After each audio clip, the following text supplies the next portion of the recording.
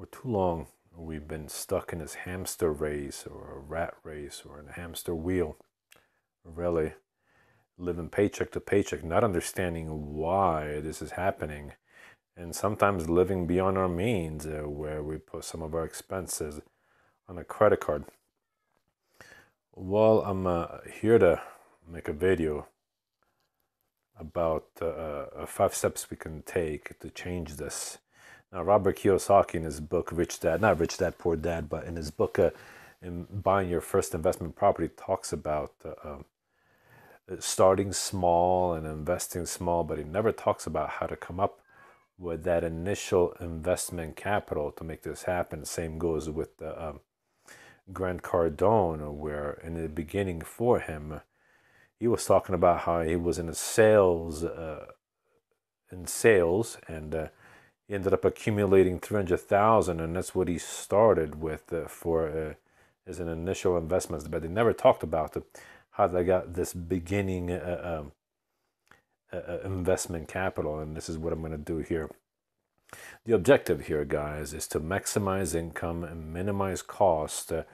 Live a balanced budget, where at the end of the day, the most important ingredient in this formula is to live within your means, spend less than you make. Otherwise, nothing is going to change. We're never going to get out of this rat race.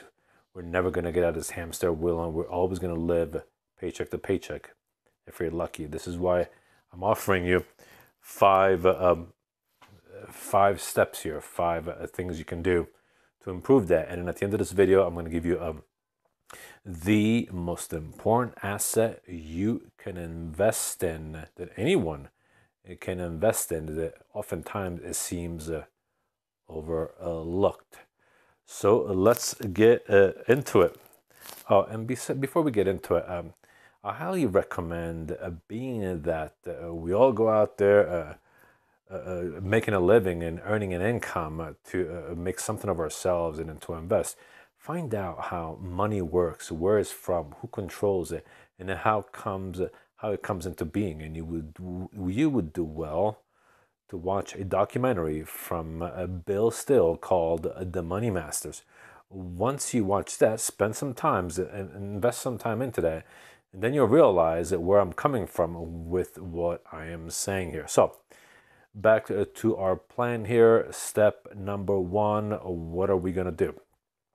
We're going to figure out what all our expenses is. Now, if you already have a job, you've been in a grind for some time, it shouldn't be too hard for you to figure out what your expenses are. But keep in mind, you also need to include the yearly expenses, such as your car registration, your if you have a Ring doorbell, that monthly bill, if you have an Amazon account, Amazon Prime, Disney for your kids, or if you own a mortgage and you're paying a mortgage, you probably have a yearly home insurance for the house. Break that down into what the monthly rate is for all these expenses.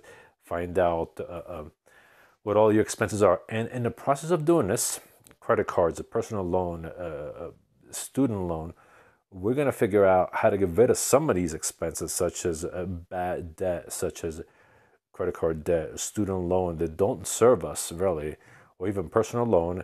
And actually, some expenses obviously we can get rid of, but add expenses that are actually important and serve you.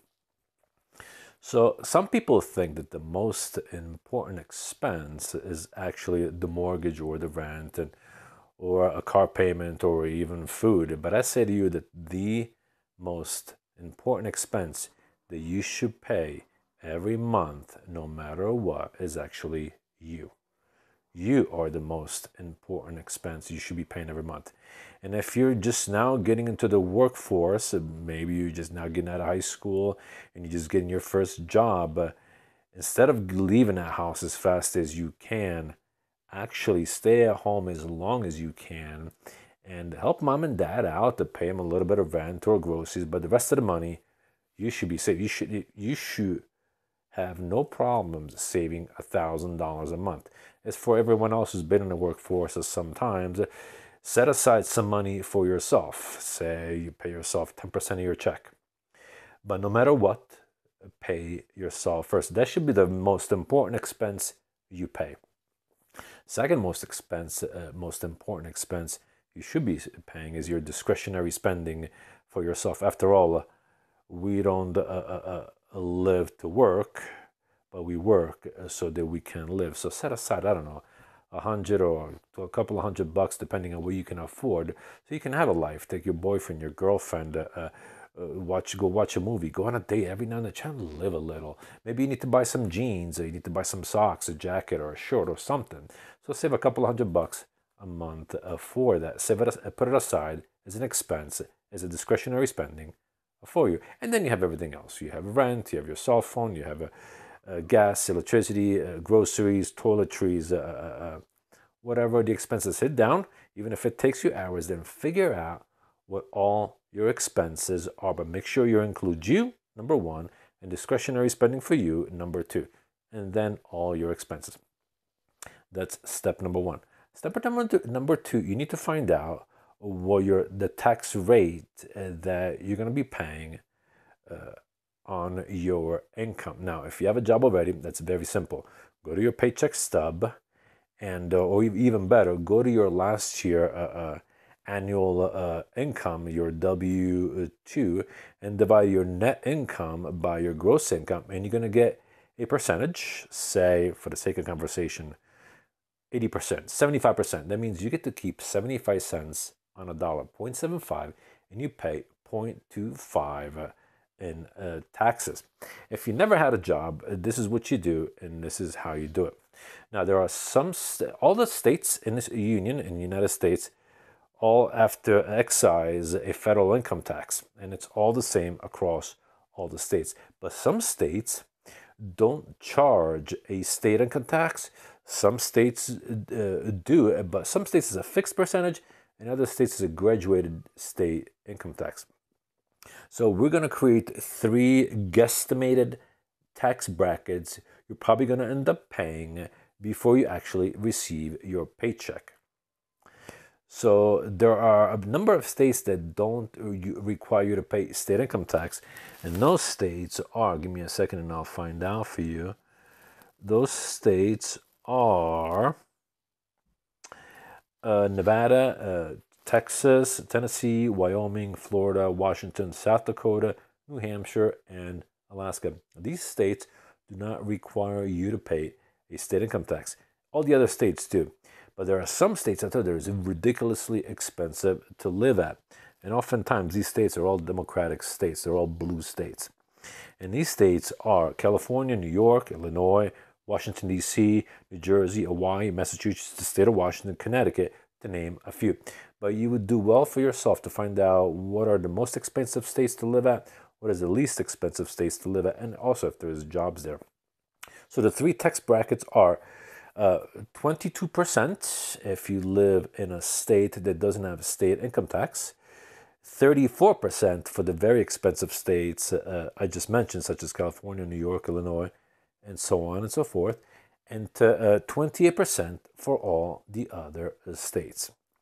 So let's say you live in Nebraska, and we guesstimate the taxes you're going to be paying for living in Nebraska, working for an employer that charges you state and federal income tax, Social Security, Medicare, and a number of benefits that he will provide for you that you're going to be paying for is 28%. So that means 28 cents on a dollar goes toward taxes, 72 cents you get to keep. If you're in a state with no state income tax, like we mentioned earlier, it's 22%, which means you pay 22 cents, you keep 78 cents, or very expensive states, such as California, New York, and Hawaii, and so on and so forth, 34 cents you pay, and 66 cents you keep. So now that you know what your 3 estimated tax bracket is, find out what figure out what your tax bracket is based on the state that you live, and that is your step number 2. Step number 3, we're going to figure out what the actual hourly rate you need to earn to pay for these expenses. And that's a very simple math. What you do, once you figured out what all your expenses are, you're gonna divide that number by the net percentage or the net decimal number that you earn for your wages based on the state that you live. Why? Because all expenses are paid with net income, whereas your wages are earned based on a gross income rate. So, say you live in Nebraska, so you divide your total expenses for the month divided by 0.72. When you divide your total expenses by 0.72, is going to give you your monthly gross income you need to earn to pay for those expenses. Now, if you work for a company that pays you once a month, then congratulations, your math is over. Now you know what to do or what salary you need to earn monthly to pay for your expenses. But if you are like most people that get paid every 2 weeks, then there's some additional math that you have to do. So what you're going to do is, for step number 3 to figure out your wage, is multiply your monthly gross income times 12. Why? Because there are 12 months in a year. But you may ask, but why? Because there's not 4 weeks in a month. There's actually a little bit more than 4 weeks in a month. That's why we're doing this math. So you're going to multiply your gross income times 12, and then you're going to divide that gross yearly income by 52, because there are 52 weeks in a year.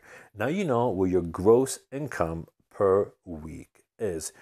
Once you know what your gross income per week is, you're going to divide that number by 40. Why? Because on average you work 40 hours per week. Now, why 40 hours? Because you need to be able to cover all your expenses with 40 hours a week, not including overtime. Because if you include overtime to cover your expenses, then you're setting up yourself for a failure. Now, if you do get overtime with your job, fantastic. That's all bonus money. Now, the advantage of finding out what your hourly rate needs to be for covering your expenses is actually step number 4, now getting a job. Now, the nice thing about knowing what your hourly wage is, so that when you do go for a job interview, say you're applying for another job because you found out that your employer will not give you a raise based on what you need to live, and you're just going to have to get another job. So now that you know what that hourly wage is, it gives you a negotiating information. Say you passed your interview, everything went well, and the guy makes you, or the gal makes you, an offer for the position you're applying for that is below what you need to meet your expenses. So what you do, you tell them, hey, look, well, I want to say thank you for the offer you have made, but can you do this much more instead? Say, for example, for the sake of this conversation, you need $30 an hour to cover all your expenses. So what you're going to do is say, well, thank you for the offer of $26 an hour, but can you do $36 an hour? Because that's what I would need to cover your expenses. Well, they're going to negotiate back and forth with offers and counter offers, and you're going to do the same thing until if you can settle, until you can settle with a number that you're happy with. Hopefully, it meets what you need to cover your expenses, or even exceed it, which is even a bonus in itself. And that is another advantage of knowing what your hourly rate is. Now you know what it takes you to cost. Number 4, let's get in a job. Now, if you never worked in a workforce before and you're just out of high school, or you're fixing to get yourself a job, there are some recommendations I make. Now, y'all may not agree with what I'm about to say, but this line of work that I'm about to suggest will teach you 2 fundamental skills that you will need in this world, in your life, that are transferable. For example, when I was in college, I was a server.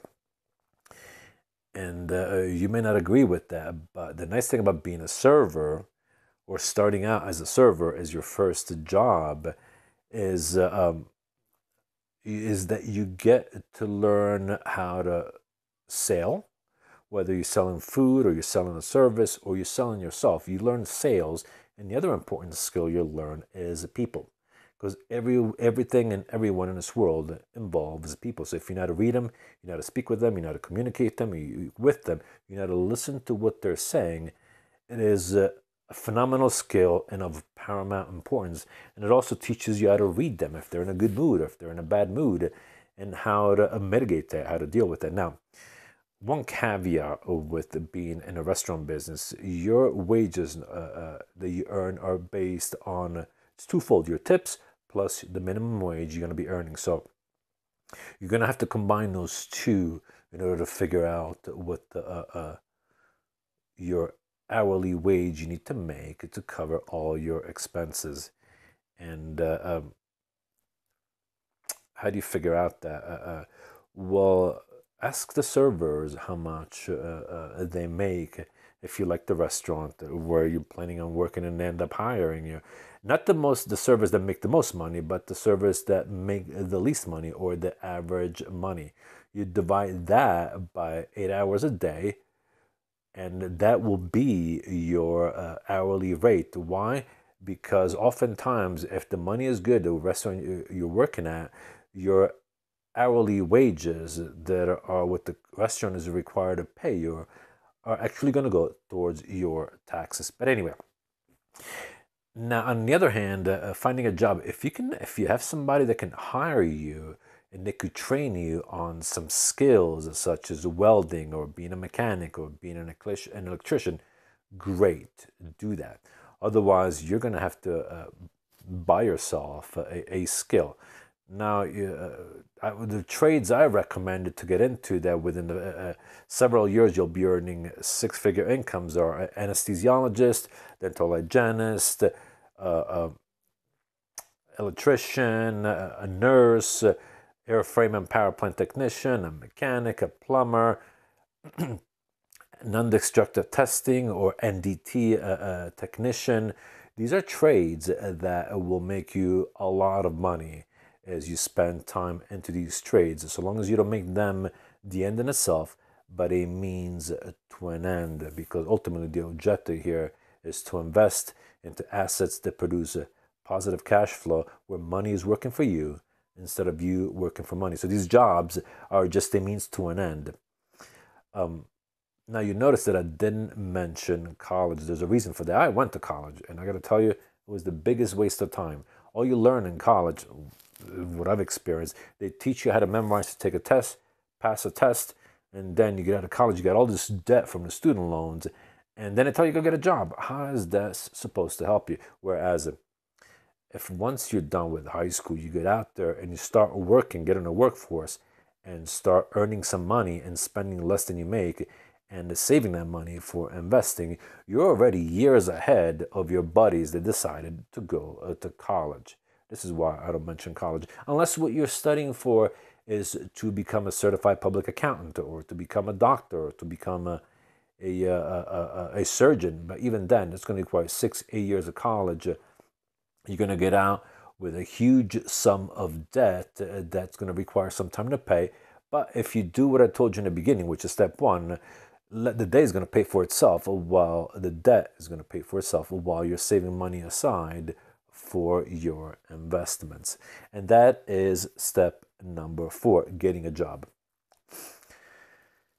And that leaves me with step number 5, investing. Now, when I speak investing, I'm not talking about 401k or stocks, bonds, mutual funds, or anything of that nature. Why? Because I believe that you are a much better steward of your capital, your investment capital, than any financial institutions will ever be. Because all these financial institutions are doing are using you and your money as a means to their own ends for them to make money with your money, and they're paying you a little bit as they're doing this. Whereas if you work and you save this money, you can start doing some small investing as you get rolling with the ball here. For example, your first few thousand, which you can do to invest, is buy and sell, buy and sell, buy low, sell high, buy low, sell high. Some of the places you can go to, for example, to buy stuff brand new to turn around and sell, or even stuff for valuable, is a dollar store, for example, or you can go to the garage sales, yard sales, or places like this, and you can find the nuggets and turn around and sell them on platforms such as eBay or Amazon or Facebook Marketplace or platforms as such. The objective here is to buy low and sell high and increase that investment capital that you need to ultimately invest into bigger and bigger and bigger assets that produce income. Now, if you have knowledge with cars or motorcycles and you're good with your hands, then you would do well to buy some rundown car that you could turn around and fix it, put some money and time into it for turn and fix it, and sell it for even more money than you bought it for. Same goes with a motorcycle, a lawnmower, a chainsaw, or whatever, things like that. So that is some form of investment. And as that capital of investment gets bigger and bigger and bigger, then, for example, you could buy a duplex or a fourplex where you live in one and you rent the other three. The ultimate objective here is to achieve financial freedom where you're no longer working for money, but money is working for you. And when is that financial freedom achieved? When the positive cash flow that comes from your investments after all expenses are paid, it is greater than the expenses that it requires you to live when you don't have to work anymore. And you can scale that and keep growing that investment more and more. And that's when the Robert Kiyosaki's investment strategy or a Grant Cardone investment strategy can kick in. But you still have to come up with the initial capital for investment. That is my point in all this. Now, I mentioned in the beginning of this video that I was going to give you some one of the most important investment asset that you can invest in. This seems to be hugely overlooked that anyone can invest in. And my friend, that asset is you. You are that asset that you need to invest in. You are the most important asset in this whole schmeal here that's going to help you achieve your ultimate financial goals. But you may say to myself, well, how am I going to invest in myself? It's simple, really. Never stop learning. Educate yourself on all things that can help you to move your needle in your direction, whether finding out how money works, how to invest, how to work the stock market. Forget the stock market. I mean, if that's what you want to do, then by all means, go for it. How to invest in investment properties, how to buy low, sell high, and all these things. How to learn a new trade. How to, for example, edit, say, a video, or how to work a 3D software program for creating something on a 3D screen. I mean, on you could move this program onto a 3D printer, for example, make it, I don't know, widgets for somebody. Learn, teach yourself, and learn as much as you can until the day you die, because the moment you start learning is the moment you stop living. So what do we talk about? The 5 steps are, figure out what all your expenses are, figure out what your tax rate is, and with these 2, you figure out what your hourly rate needs to be. You're going to get yourself a job and then start investing. And this is how you're going to accumulate your investment capital so that you can start small and investing in bigger and bigger and bigger assets, such as what Robert Kiyosaki is talking about. And I'm sure you heard of the guy. I don't know if you heard of the guy, but you read a book called The Rich Dad, Poor Dad, or even Grant Cardone and investing in real estate. Because these are ultimately assets, very hard assets that produce a phenomenal positive cash flow where it doesn't require a whole lot of labor on your side. It just requires some smarts using your brain. Which brings me to my next point. Stop scrolling. Stop wasting time. Of all the resources that you have, the most valuable resource is your time, because you don't have a whole lot of it, and there's less and less of it every day. No, time is not money, because if I was to give you $1 million today, knowing that today is your last day of living, you wouldn't take that $1 million if by taking $1 million today was going to be your last day. So obviously time is more important than money. And besides, you could always print more money, whereas you cannot print more time. I hope, guys, this video was of help to you. As always, if you have any questions or comments, leave them in the comment section below, and I'll do my best to answer any questions you may have. Like and subscribe, please. That will be a great help to me, and peace of the Lord be with you, and I will see you next time in the next video. Take care.